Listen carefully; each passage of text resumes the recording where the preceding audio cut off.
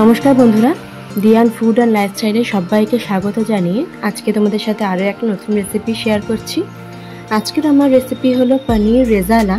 খুব সহজ একটা রেসিপি, খেতেও ভীষণ ভালো লাগে আর বাড়িতে থাকা খুব সামান্য কিছু উপকরণ দিয়ে যখন ইচ্ছে হবে ঝটপট পনির রেজালা কিন্তু বানিয়ে নেওয়া যায়। তাহলে চলো স্টার্ট করা যাক আজকের রেসিপি। প্রথমে পনিরগুলোকে কেটে নিতে হবে, যেরকম আপনার সাইজ দরকার। লম্বাও কাটতে পারেন, চৌকোনোও কাটতে পারেন, তা আমি চৌকোনো করেই কেটেছি। পনির রেজালা কিন্তু আমিষ নিরামিষ দুভাবেই করা যায়। সাধারণত রেস্টুরেন্টে যেটা করে সেটা পেঁয়াজ রসুন দিয়েই করে, আজকে আমি পেঁয়াজ রসুন দিয়েই দেখাবো। আপনারা যদি নিরামিষ করতে চান তাহলে পেঁয়াজ রসুনটা স্কিপ করবেন। আমার পনিরটা কাটা হয়ে গেছে, এবারে একটা মশলা রেডি করব। এর জন্য নিয়েছি আমি পেঁয়াজ, দুটো বড় সাইজের পেঁয়াজ এরকমভাবে ছোট ছোট করে কেটে নিয়েছি। এর সাথে দেব রসুন, 4টে কাঁচা লঙ্কা আর আদা দিয়ে এটাকে বেটে নেব।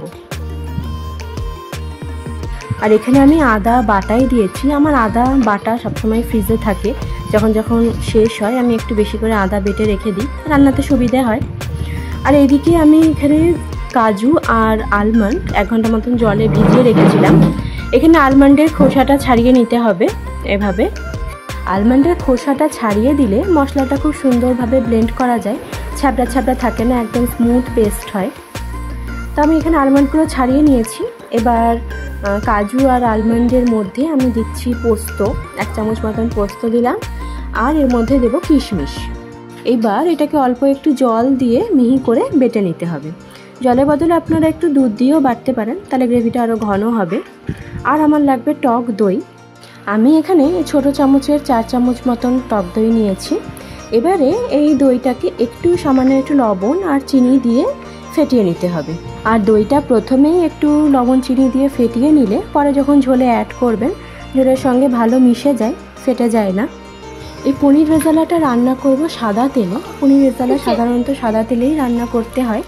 তো প্রথমে আমি তেল দিয়ে দিয়েছি কড়াই। এবার পনিরগুলোকে ভেজে নিতে হবে, একটু লাল লাল করে ভেজে নিয়েছি।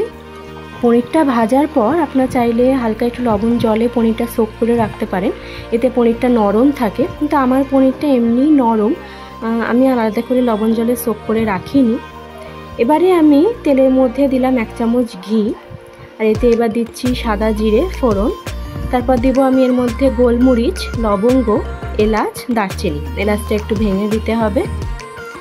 মশলা থেকে ভালো গন্ধ বেরিয়ে আসবে, তখন এর মধ্যে দিয়ে দেব পেঁয়াজ, আদা, রসুন বাটা। 3-4 মিনিট একটু ভালো করে কষিয়ে নিতে হবে। পেঁয়াজটা একটু ভাজা ভাজা হয়ে যাবে আর আদা রসুনের কাঁচা গন্ধটাও চলে যাবে।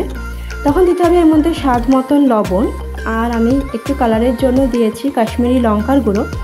সাধারণত রেজালাতে হলুদ গুঁড়ো লাগে না, আমি লঙ্কার গুঁড়োটা দিয়েছি শুধুমাত্র কালারের জন্য।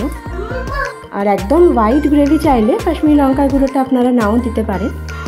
তো আমার মশলাটা ভালো করে কষানো হয়ে গেছে। এবার এর মধ্যে দিচ্ছি কাজু, আলমন্ড, পোস্ত বাটা।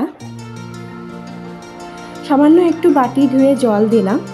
এটাকেও একটু ভালো করে কষিয়ে নিতে হবে। রেজালাতে আর কোনো মশলা লাগে না। এবার এর মধ্যে দিয়ে দিলাম ফেটানো টক দই, আর তারপর এর মধ্যে দেব আমি গরম মশলা গুঁড়ো। রেজালাতে অল্প একটু গোলাপ জল, কেওড়া জল দিলে ভালো লাগে, কিন্তু আমার বাড়িতে বাচ্চারা সেন্টটা পছন্দ করে না, সেজন্য আমি আর এতে দিইনি। আপনারা চাইলে গোলাপ জল আর কেওড়া জল অ্যাড করতে পারেন। তো এই দেখুন আমার কিন্তু মশলাটা খুব ভালো করে কষানো হয়ে গেছে, আর মশলা থেকে বেশ সুন্দর গন্ধও বেরিয়েছে, তেল ছেড়ে এসছে। এবার আমি এর মধ্যে দেব অল্প একটু দুধ। 1 কাপ মতন দুধ দিয়েছি। দুধ দিলে গ্রেভিটা একটু থিক হয়, ঘন হয়, টেস্টও ভালো হয়। পনির রেজালা দিয়ে কিন্তু রুটি, পরোটা সব কিছুই ভালো লাগে। আর আপনারা চাইলে এটা নিরামিষও রান্না করতে পারেন পেঁয়াজ রসুন ছাড়া। পনির রেজালা রান্না করা কিন্তু খুব সহজ, খুব অল্প সময় লাগে, দেখতেই পেলেন খুব তাড়াতাড়ি হয়ে গেল। আর মাঝে মধ্যে একটু অন্যরকম পনির খেলে মুখের স্বাদটাও চেঞ্জ হয়।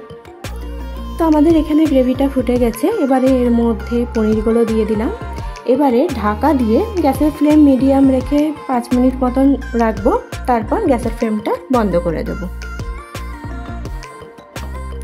ব্যাস, আমাদের পনির রেজালা রান্না করা কমপ্লিট। এবার একটু ঠান্ডা হলে এটাকে পরিবেশন করব। এই দেখুন, এটা ঠান্ডা হওয়ার পর গ্রেভিটা একটু ঘন হয়ে গেছে আর দেখতেও কত সুন্দর লাগছে। আর খেতেও ভীষণই টেস্টি হয়েছিল।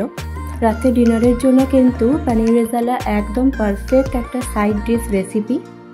আর আজকে কিন্তু আমি রেসিপিটা খুব সহজভাবে দেখালাম, যাতে সবাই খুব ঝটপট এই রান্নাটা করতে পারেন। তাহলে পনির রেজালা রাত্রে ডিনারের জন্য অবশ্য করেই বানাবেন, আর সবাই খেয়ে কেমন বললো সেটাও কিন্তু কমেন্টে জানাবেন। আজকে ভিডিও এখানেই শেষ করছি, দেখা হবে নেক্সট ভিডিওতে। সবাই ভালো থাকবেন, আর ভিডিওটি ভালো লাগলে লাইক করবেন, শেয়ার করবেন, সাবস্ক্রাইব করবেন।